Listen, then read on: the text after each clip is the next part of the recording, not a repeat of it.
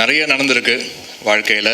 நிறைய இனிப்பான விஷயங்கள், நிறைய கசப்பான அனுபவங்கள் எல்லாமே இருந்திருக்கு வாழ்க்கையில்.